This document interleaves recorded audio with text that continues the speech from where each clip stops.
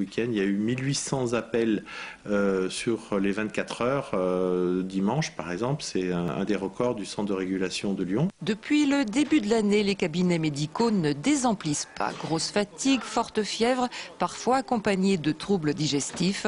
Le nombre de cas de grippe dans la région ne cesse d'augmenter.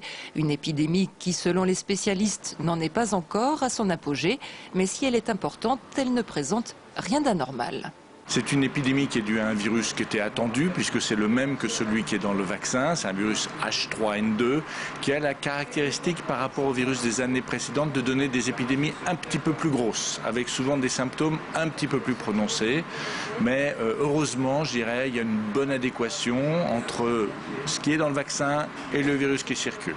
Un virus très volatile qui se transmet aussi facilement qu'un simple bonjour. Je me mouche. Le mouchoir en papier laisse passer du virus et je vous serre la main et je vous transmets bien gentiment la grippe. Donc il faut se laver les mains, éviter d'éternuer devant tout le monde.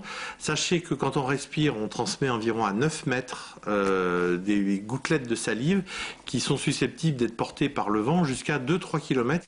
Pour s'en prémunir, le vaccin, bien sûr, mais cette année, il est sans doute déjà trop tard pour qu'il soit réellement efficace. Vous pouvez choisir également de porter un masque lors de vos déplacements.